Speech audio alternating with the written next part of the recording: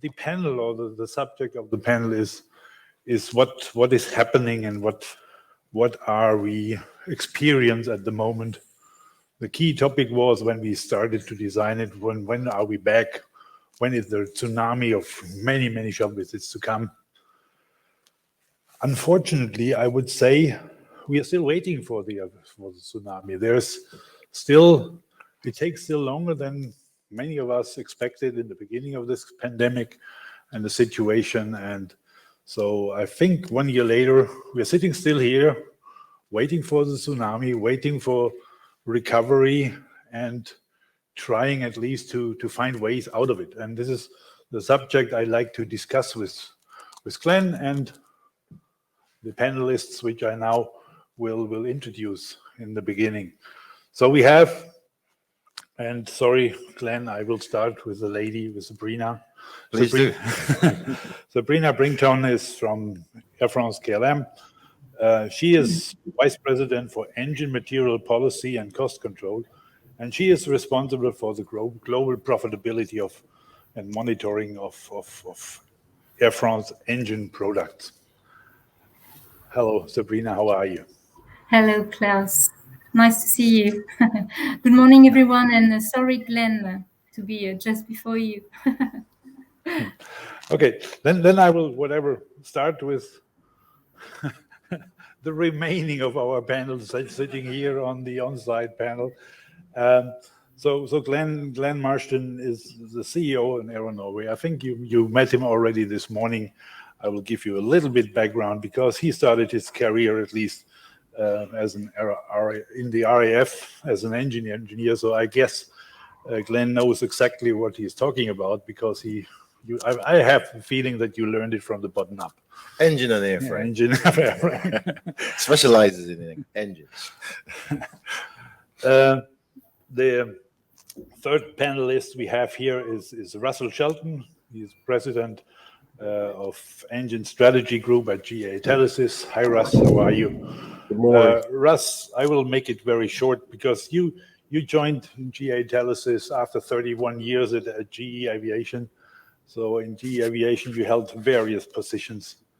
And I think you start, or you breathe and think and have at least kerosene in your blood like we all have. But I think your focus on engines is very obvious. Now he is at least running since July last year a newly created role as president of Engine Strategy Group. He is responsible for managing and developing its long-term engine MRO strategy of GE Telesis, Turbine Vision 2020, and his responsibility is including also the engine services gates operation in Finland. Hi, Russ. How are you? Yes, sir. Thank you very much.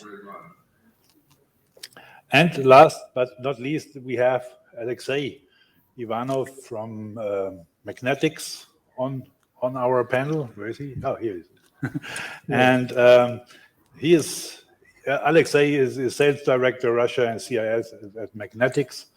He holds this position since 2017, where he become responsible at least for the aircraft engine and engine spare parts sales and purchasing, engine leasing, and engine repairs. I would say he has also far-reaching, extensive experience in all jet engines, or all aircraft jet engines, CFM 56, V2500. You know, the typical suspects, CF6 and the PW 4000. Welcome, Alexei. Thank you.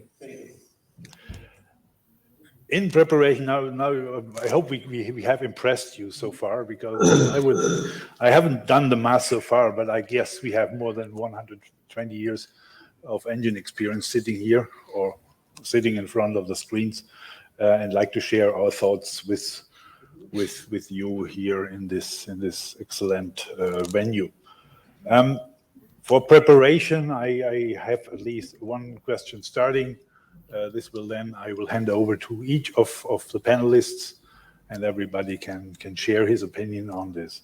So my key first question of it is, what is the experience from the past, unfortunately, 20 months in this pandemic, and with your engine shop induction. What happened to the shop induction? What happened at least to your workforce? What were the actions taken, and what are the measures you took to cope with this actual situation and with the pandemic? I think Dietmar this morning brought also Turkish in this role. He explained us also a little bit what Lufthansa Technik did, and also Paul from Norwegian showed us a little bit of his topics. And I'd like to expand this now to the panelists. So I would like to start the opportunity with Glenn. Okay, so when this pandemic kicked in, we recognized at Air Norway that there was going to be, it's going to be longer than most people were thinking. So as a management team, we sat down, worked out the forecasting that had to be realistic. We saw at the click of the fingers, aircraft started parking. So we knew it would trickle down. So my suggestion to the team was, look, if everybody's advertising 6 months, we need to triple it. So whatever we're forecasting, to go back to our shareholders or to the board, we need to triple it, because we shouldn't be too optimistic that we're going to come out of this. So yeah. So one of the great things we did was to expand our hospital line, surgical strike line, whatever you want to call it. So we expected repair visit. We preempted a lot of the operators that they're going to use green time. So core performance restoration won't be falling out the sky.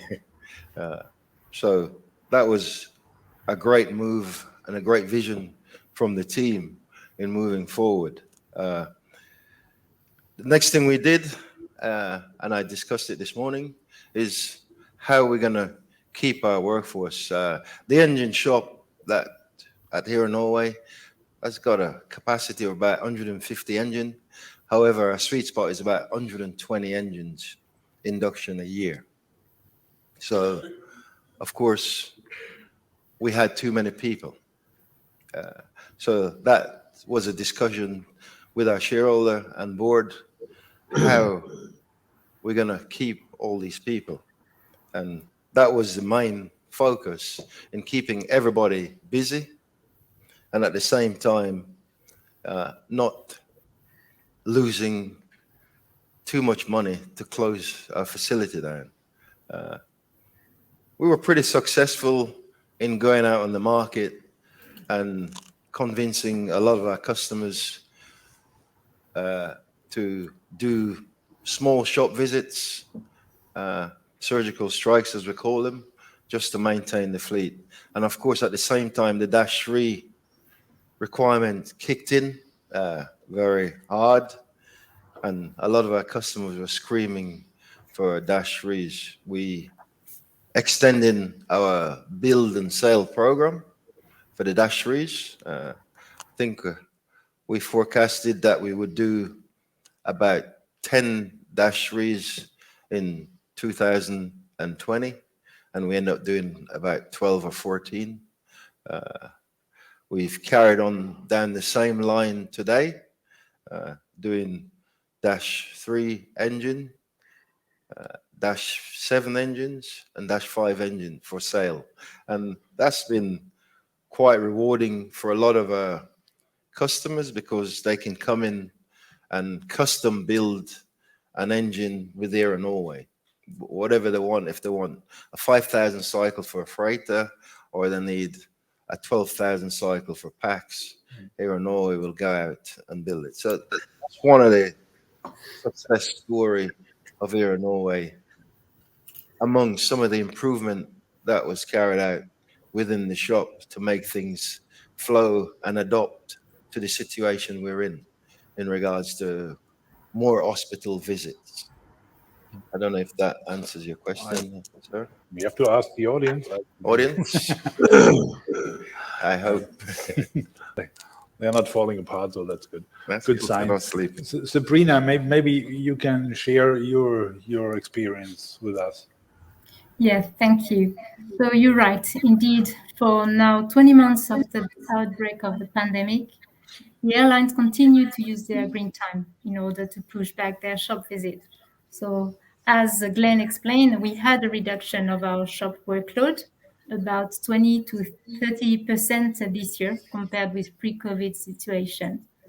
So this year, we saw less 5B engines induction, while the GE115 remains strong.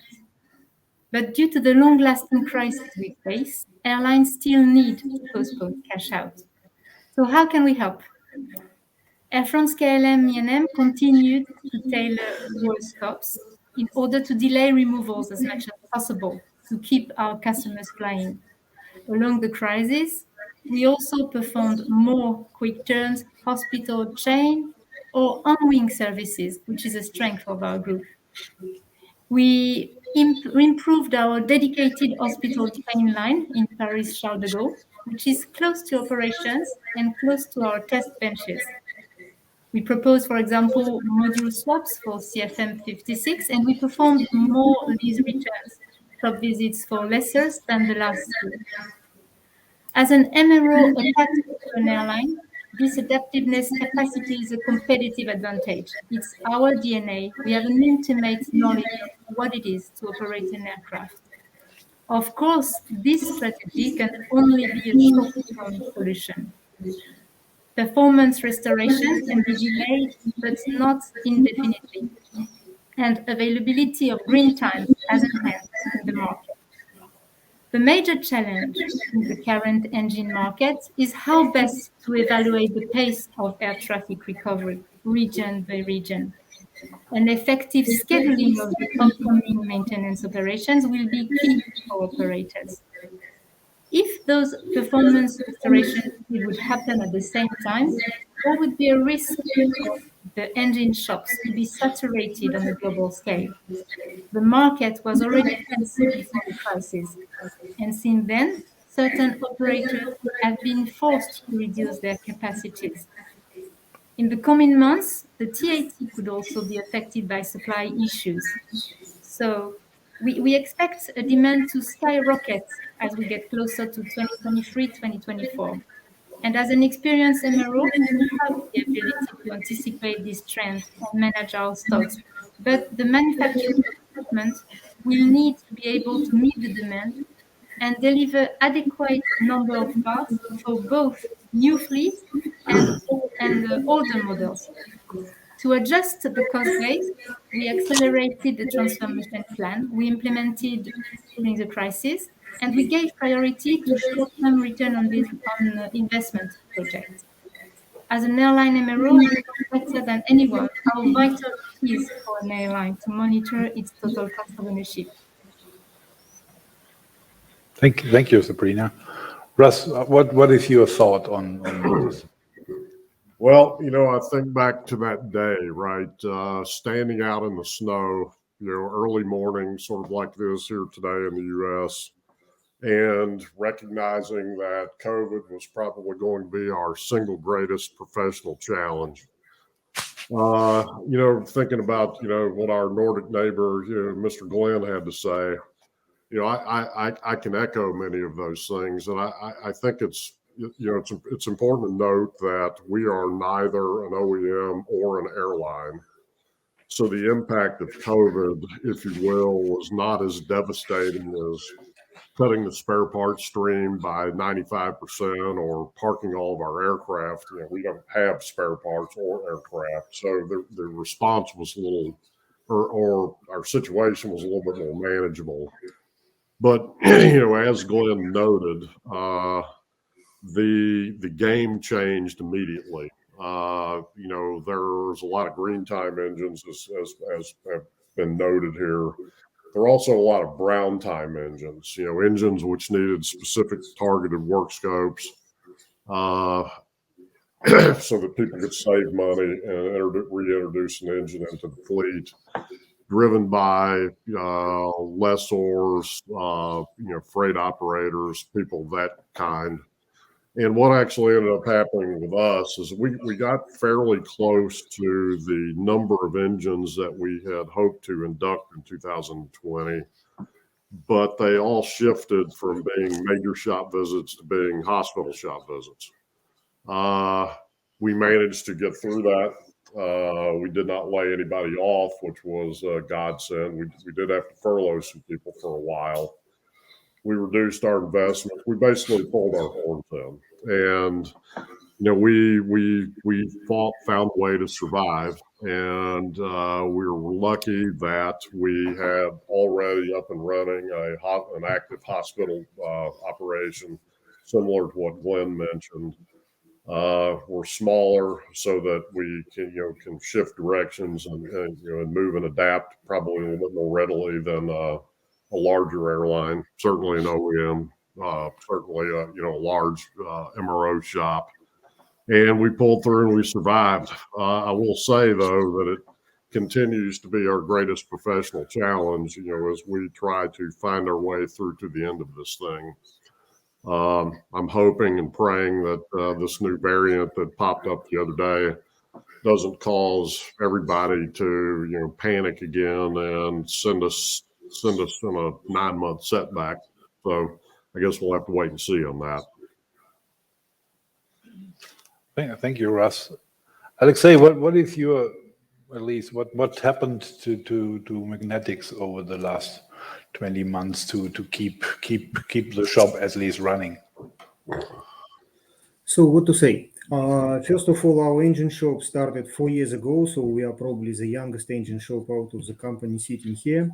And I would say that almost half of our lifetime we lived after COVID, and it gave us a chance to adjust our development probably even better to others. So we started with minor repairs, some top cases, border blends, and so on, and then we extended capabilities to hot section repairs, modular maintenance, and modules repairs. And what I can see is that as we anticipated at the beginning of COVID crisis, that there would be even more hospital repairs on our target engine type CFM56, comparing to what we thought 4 or 5 years ago when we were building our engine shop. Also, what was a surprise for us that when we built the shop, we did not even set up the capability for Dash 3 engine repair, because who was even thinking back in 2015 that Dash 3 engines will be coming to repair in 2020 or 2021. But then we saw a quite big demand for all Dash 3 engines, and we quickly added it to our capability. And what a surprise for us that, for example, in 2021, so we repair more Dash 3s than Dash 5 or Dash 7. So we are not complaining, so we are following the demand. But we understand that that engine type will disappear soon, and so we'll continue working on our engine type Dash 5 and Dash 7s. We found our niche, so I cannot complain that something is going, I would say, worse than we forecasted, as indeed there is a wave of hospital shop visits coming. That, as I already mentioned, Dash 3s are still in the game, plus number of people who would not even consider to send to do hospital repair on 5B or 7B engine before COVID. Now they readjusted their paradigm and vision, and instead of sending the engine for full repair or overall, they're doing some light hospital repair, changing some modules in order to return the engine back to service for half a year, 1 year, 2 years, because in reality, nobody knows what will happen tomorrow. At least it's very hard to focus what will happen, not even in 5 years from now, but in 3 months from now. So therefore, instead of investing multi-millions into doing full overhaul of the engine and then flying it for 10 years, people prefer to invest some minor amount to return it back to service for 1 year or half a year, and then they would reconsider the strategy towards this engine, because it might easily happen that this engine or the whole airplane where this engine is flying will be sent for tear down or recycling in 2 years from now, instead of continue flying it for next 10 years. And despite of number of overalls which did not happen or which were turned out to be tear down, so hospital shop visits continue coming, and we are benefiting from it now. So this year we performed some 25 shop visits, and we are expecting more, and we, I would say, growing even slightly better than we were expecting a few years ago. Thank you, Alexei. Yeah, thank you, Sabrina and gentlemen, for this inside view what happened in the past. What I learned so far is, I think flexibility was one of the mystical tool who at least saved a lot of your business. I had the feeling what I heard so far, that communication with your clients, adapting to their situation, reacting at least flexible to this, was at least the driver that kept you alive and kept you working. That's correct. I'd like to add to that. Yeah, just listening more to the customer's needs and be flexible to that need, and have a team of people who understand the engine to make sure whatever we recommend to them is going to get them to where they want to go. I think that was pretty much obvious throughout our fight, and it's still going on today, that we need to hear what the customer is saying and advise them accordingly, because cash is king. Absolutely. Nevertheless, I think we should also start to look forward, to look into the new normal. I think we learned so far that this is nothing which is done in a few months, like many of us expected in the beginning. This is changing at least our total ecosystem, and we have to cope at least with a new normal in future, whatever new normal means. I think nobody can now whatever exactly figure out how our ecosystem will look in 2 years, in 5 years, or in 10 years. So I would like to lead the discussion a little bit more towards the future. How do you prepare at least for the future? And maybe I'm starting with Glenn, because he's sitting here close to me, so he can't escape to Greek. So what? There are so many new ideas in the cloud, in digitalization, getting up, whatever, artificial intelligence. Lufthansa, Airbus told us a little bit about this a few minutes ago. So what are you at least investing into to prepare for your future? Yeah, I think COVID is actually speed up this where we're going in regards to digitalization. At the beginning of COVID, our customers, for instance, could not travel, but they wanted to see what was going on in the shop. So, of course, we had to do virtual workscope. We find it even more demanding in getting answers, and feeding back information to our customers because of the situation we're in. So it opens up the opportunities to make sure we got true direct connections at all stages with our customers. And that's kind of things we're looking at, making sure information can be relayed easily, or they can visually look in our shop and see what we're doing, where we are with their engines, make sure reporting and getting back answers timely to keep everything on track. I think that's where we're going right now. We're trying to digitalize stuff to make sure we keep the customer on board, and speed of sharing information or knowledge, whatever it is we need to share. So increase communication and increase at least the time between questions and answers. Yeah, for instance, we get laid down where we might have to wait 5-10 days for an acceptance because the format that we send out, whatever we're sending out, is time consuming. It's a paper copy or whatever it is. All that, we're moving away from that quickly, and COVID is certainly put some speed into that. I think there is this bad joke in the air that COVID is definitely the best decision maker to digitalize companies. So, but this is definitely something which is maybe a small advantage out of the situation. Russ, what is your view from your at least perspective as of course somebody who is very deeply involved in USM? What is your driver to a successful future?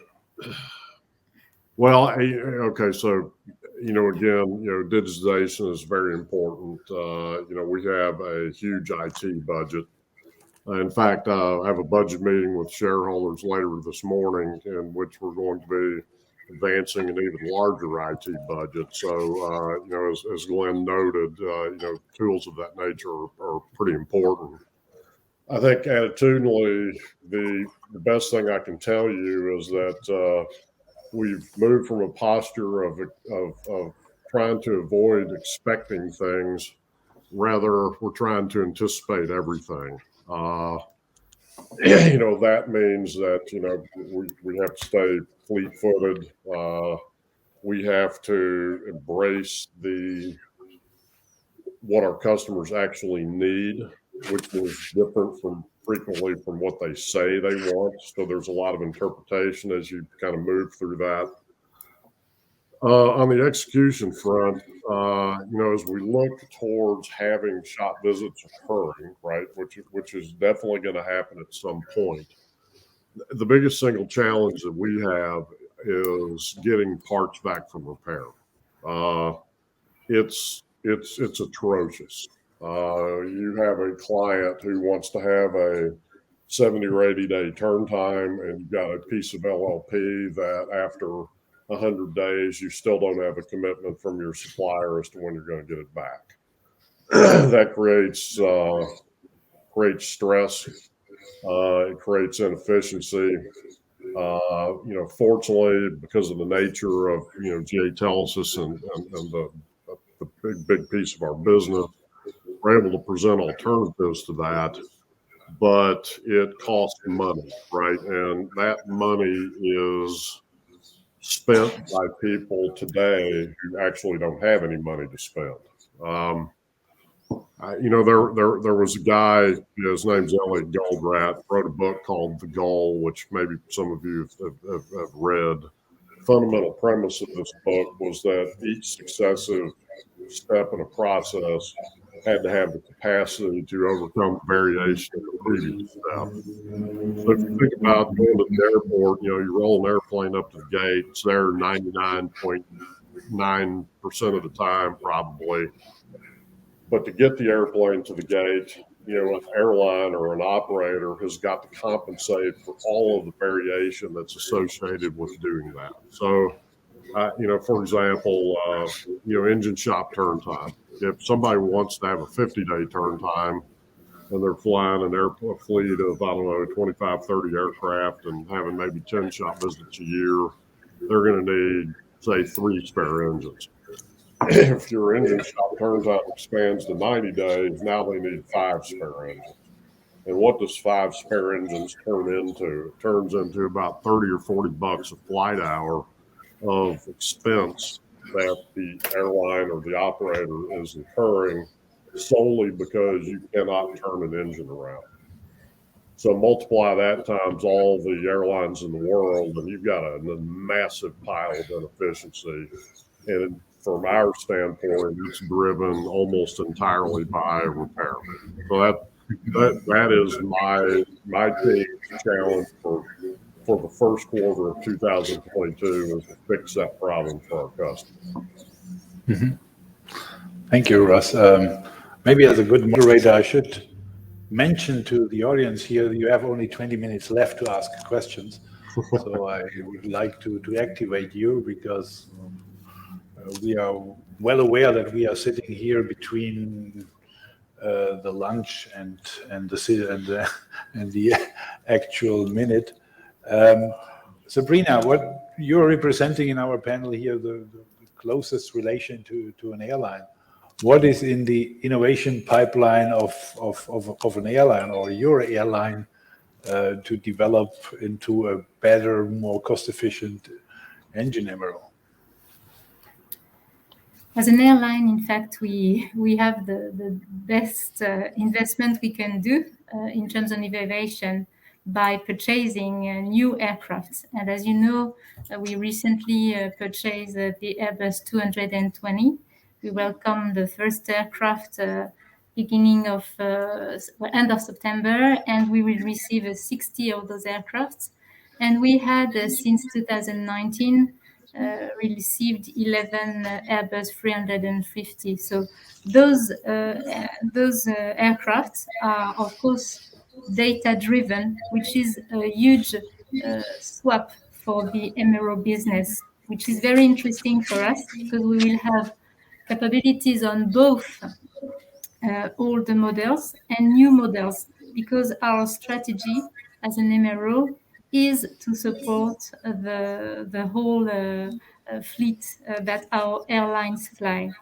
So this is very interesting. And we were already highly involved in some predictive maintenance program. Some of you know the name of Prognos, which requires the highest new technology, which is using the new tools, of IT, and also new training with virtual reality, for example. So this is for us very, very good opportunity to introduce innovation this crisis as well. Mm-hmm. Thank you, Sabrina. Alexei, I'm very sorry that I'm coming in this sector again with the last question to you. But what is at least your activity, knowing that there is maybe a lack of talent, that we are running into maybe a situation or into a phase in our industry that we don't have enough labor to fill the needs in the upcoming future. So what do you have in mind, especially maybe you can focus a little bit on labor? Speaking about the labor, I cannot disagree that labor can be kind of a constraint for the engine shop. We can even treat it as a so-called bottleneck. We are also struggling with lack of proper technicians around, especially for our target engine type CFM56. Because different airlines and different type of the engines were restoring differently after COVID outbreak. We all see that narrow body aircrafts and engines installed on those aircrafts were picked up the first, together with engines installed on cargo planes, and wide body are following much slower. Therefore, on one side, we see that sometimes even brand new engine shop, which were built to repair newly built wide body engines, so they're almost closed or frozen. But on the other hand, shops who are repairing narrow body engines, so they're more or less loaded, maybe not at 100% of capacity, but definitely loaded pretty well. And lack of labor happens in our shop as well, not only in the shop, but in hangars also. also, especially keeping in mind our location, Tallinn, Estonia. Estonia is quite small country, so therefore we have to bring proper technicians from various countries outside of Estonia and sometimes from even different continents. We are also running kind of trainee programs, a bit less in engine shop and a much bigger trainee program in our maintenance hangar. So where we are constantly have dozens of trainees together with Estonia University who are coming to our MRO for trainee program, and some of them are coming to us to continue working as technicians and growing up in our facilities. And I would say probably Glenn and Ras will agree with me about having similar problem with technicians. On the other hand, so we cannot complain about lack of material availability, as we were complaining a few years ago before COVID outbreak, as definitely, especially half a year ago or 9 months ago, so there was plenty of necessary material which you can go and easily buy for engines repair, which you are repairing for yourself or for the customers. But what I would like to underline here, it's actually growing trend that sooner or later, maybe in 9 months, 12 or 18 months from now, we might also face a bottleneck of available overall or even new material. Because number of shop visits coming to the engine shops are picking up, hospital shop visits, so we even have a so-called wave of shop visits, and performance restorations for sure will come as well. But the cycle of engines tear down and sending material for repair was broken, because for some time, like half a year, 1 year, tear down companies were not so thrilled to tear down engines and invest into material repair, because 1 year ago, year and a half ago, nobody knew for how long COVID will last. Investors were scared of the future, and people were not that thrilled to invest into material. So therefore, material was not sent for repair. It affected actually shops who are repairing spare parts. Some of them, they even had to reduce the capacity. And now we are coming to the situation that tear down companies resumed engines tear down, so parts are sent for repair, but now you have bottleneck of repair shops, which was already mentioned by Russ. So you are sending the parts to repair, and then you will be waiting for 2-3 months for your part to be repaired. And definitely it's affecting the engine repair cycle, and sooner or later it will start affecting whole business cycle. So we will have less material, so we'll have to buy more new material from OEMs, and I hope that OEMs will be able to adjust their production capability in time, that at least we will not have a lack of new material. Thank you, Alexei. So in general, digitalization, more flexibility, and at least intensified communication with the clients, and be prepared that you have to exchange or you have to develop your labor. These seems to be the important topics for the future. Interestingly, there are now questions coming from the audience. So I have here a question from SRT. So talking about TAT, what about the extended lead times of spares from OEMs combined with the supply chain issues? What impact do you see? So do you receive enough parts in time? It's a balance, and it's always have been a balance. COVID does not influence this. You need to have good suppliers, and we need to rely on people supporting that part of the business. And it's all about relationship and looking forward strategically to make sure you identify some needs that's going to come your way. And I'm sure that's going to happen when we talk about this bow wave coming. I've discussed this topic before. I don't like the word, but it's something we use in the MRO business. Yeah, So there is going to be high demand for parts when the wave comes, as they say. And yeah, you just got to prepare yourself. Maybe you need to spend today and wait for it to happen. It's as simple as that. It's going to remain with us as long as you're in the MRO business. There's going to be shortages. It's still a kind of bet. Yeah. There's going to be shortages. Sabrina, what is, I think you are representing here the largest engine shop. Do you have trouble getting enough spare parts on board? Well, first I wanted to jump on the idea that a wave will happen. We are sure we anticipate a peak in our MRO activity for 2022 up to 2024, but we are not so sure that this peak will materialize in a way. We envisage, of course, this scenario, but we are cautious with it because there are some opposite effects, such as phase-outs, remaining available green time, and fleet renewal. And moreover, the recovery is more progressive than when we expected 1 year ago. So the question is, how much will those effects compensate each other's? There are many unknown factors in this equation, and the most difficult is to predict the speed of recovery. And as I said, of course, in this equation, the availability of parts will be key. For that, we have a special competitive advantage with Air France KLM E&M big network for repair.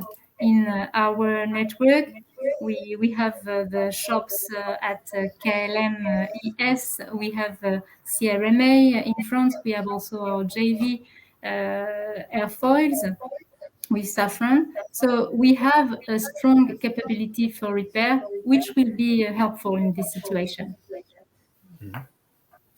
Alexei, what do you have? Do you feel that you're underserved? You mean in terms of material supply?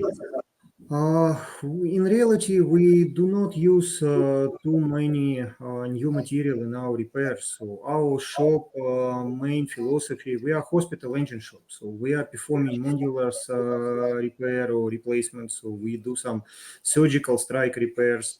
So we do not require too many new material from OEMs, and whatever we need at the moment, we don't have any issues with material availability. Moreover, at the moment, market is quite soft for overall condition material. So especially if you invest in it sometime in advance, so you have now good variety of candidates for spare parts or modules on the market, and we are actually using this opportunity. So when customer comes to us for some modular maintenance, so we have, if we know it in advance, so we bring some spare modules, materials, so and that what we are trying to perform, that we are doing so-called quick maintenance, week 2. So answering your question, so we don't have many issues here with material availability or material supply. Russ, what is your? I think you made it pretty clear already that the repair is a driver, but repair is the driver. I mean, we're in pretty good shape with regard to replacement material. If we don't have a used part, we lean on our very positive relationships with OEMs. And, we are receiving what we need from a replacement part standpoint. There's no question about that. And, I'm not going to expand further on what I said earlier about lead times on repair. But, for us, that is the single biggest problem. Mm-hmm. I have here another interesting question. I'm not quite sure if I'm smart enough to understand this properly, but maybe you can help me. In the condition airlines limited cash flow, MRO may evaluate to build engines by themselves and power by the hour lease to airlines for serviceable value. Is the gentleman around here? Oh, maybe you can explain what you think. Do you think that the MROs should build own airplanes or own aircraft engines? For the hospital shop, is it for sure present opportunities for each shop that can they can manage the customer requirements. But for the expensive works, like the performance restoration, there is budgetary limitation. For that reason, airlines are not requesting this work scope at that moment. But I think the MROs has more access on the funding for the some financial fundings, and if they can put some percentage of this work scope to be accomplished, then they can find some fundings, and they can repair the engines with long or the performance restoration work scope. Then they can lease it or PBH lease to the airline. This is the maybe an alternative solution to increase the work scopes. So you're meaning at least parts leasing and module leasing and something like Complete this? engine I'm talking about. I'm not Okay. talking about the all business plan will be changed to this, but like 10% of your, the budget that you can manage with some fundings to buy the engine, repair the engine for the work scope. Then you can lease the serviceable value to airlines. Then good idea. Yeah, it's something.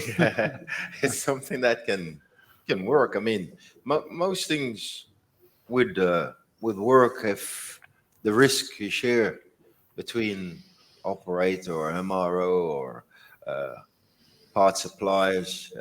There's always going to be some risks, and it's easily shared. I mean, we've been working with some of our customers, and thankfully our customers really like what they see, and they go with our recommendation. I mean, when you're working with Dash 3s and you commit to customers what kind of, what you're going to do for a 3C1 engine and a freighter, and say, yeah, we will build it for you for 6,000 cycle, and we expect it to run 6,000 cycle. These are kind of things that we do with them, and we'll go out and sell it and give them the full value that they want, whether they want an 8,000 cycle build. Okay. And if we commit to time, I was surprised a couple of weeks ago, the guys came to me and says, I can't find these parts. We got to go and buy new. And but we've committed to this customer that we're going to deliver on time. So we need to go and buy new. And I wouldn't think I would do that on a Dash 3, going out buying brand new parts for Dash 3 at this stage of the game. But we did, and we did it for a couple of engines, in fact. Yeah. So it could be everything is possible. Could be at least a nice extension to your smart work scoping program, at least. Russ, what do you think? Is this in line with your thoughts? Well, the question is an interesting one. As I was listening to the question, the first sort of thoughts that went through my head is that, there's no free lunch. The second thing I thought of were permutations of similar thoughts that, I've had an opportunity to explore over the course of my career. And I would say at the end of sort of this internal debate that I had in my head, that if somebody were serious about doing that it could be easily arranged. Okay. I think conceptually it's pretty straightforward. As a practical matter, there are hurdles that have to be overcome. Asset ownership, whether the aircraft's leased, what happens when you sell the asset, either the aircraft or the engine, do you bundle back-to-back transactions, exactly how do all the legal pieces of it work. But yeah, you could do that. If somebody's willing to spend, X number of dollars per flight hour to operate an engine, and I could make money by building an engine that met that requirement, I would do it all day long. Alexei, are you already preparing your proposals for customers? Yeah, we are doing it, and we have been doing it, and more or less I can understand attached questions, because there are few airlines who has operating philosophy that they just renting engines. It can be green time engine, or it can be a long-term rent. So it's a philosophy which presents on the market. But here I think we need to split actually the business lines. Because one business line is engine MRO and the company who is doing engine repairs. And the second philosophy and second business line is leasing business. Because we are in Magnetic Group, we have leasing company, Magnetic Lease, and we have Magnetic Engines who are repairing engines. We are doing both. And often we do repair engines, which then our sister company, Magnetic Leasing, they're leasing to the customers. It can be short-term leasing, it can be long-term leasing. Hotel, we were even leasing engines to Honorair before. But if you are purely engine MRO, so it will be a good question. Does it really make sense to MRO to invest millions of dollars into an engine which you will be leasing for a few years to the market? Or you would better concentrate on your core business, that you would add some different engine type, or you will improve your capability by bringing some more extensive machinery that your repair process will be modernized, softened, and cheapened a little bit.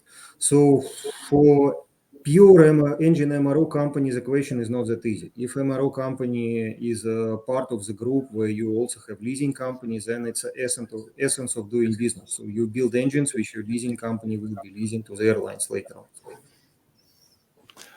Maybe Sabrina, also your comment, and may I ask for a short answer? Tom's look is starting to get angry, so we are overrunning.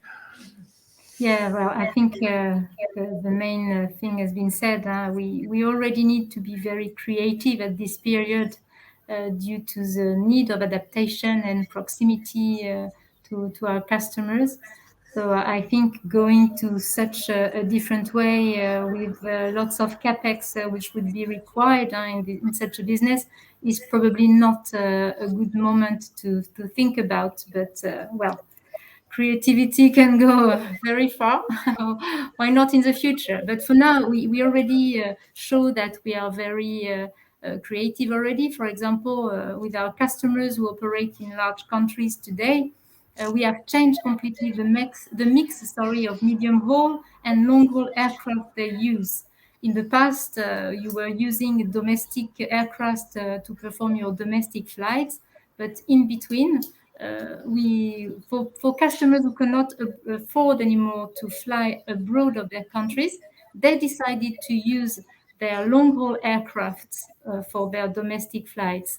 With that, they leverage their PBH contract, and they have more capacity to fly on domestic flights. So you see many ideas we have come new during this period, and we will take advantage of transforming ourselves in order to get stronger from this period. But going as far as building an engine by ourselves is a pretty not very realistic for now. Mm-hmm. Thank you, panel. Thank you for the virtual attendees. Because Glenn is sitting here, he has the privilege to get the multi-billion-dollar question at the end. When do you see the CFM56 shop visits back on 2019 levels? I'm not quite sure. 2019, how many shop visits did we have, Greg? I think it was 2,500, something like that. Is it? Yeah, so this is a question when the rest of the management team here in Norway speak to me about it, I kind of dodge it. I said I don't want to really talk about levels of 2019. It's very difficult to think how well we did in 2019. I think we had 102 inductions.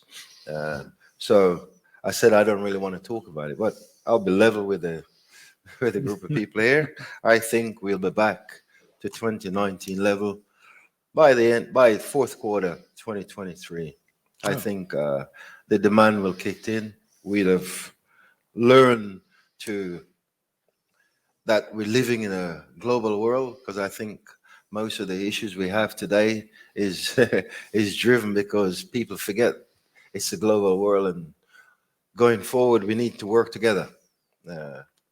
We've learned that in our industry, we always stick together, whichever end of the industry you're in. So maybe governments and the rest of the world realize how it works. So I'll end it there. Okay, so this is a perfect end of this panel. I hope you enjoyed it very much. I hope also that you take away some values out of this last hour.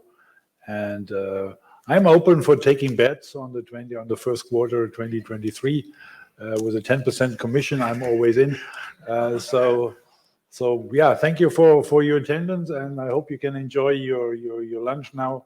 I'm pretty sure that the hotel prepared something very good, and enjoy the rest of your day and your time here. Thank you, Klaus. Thank you very much.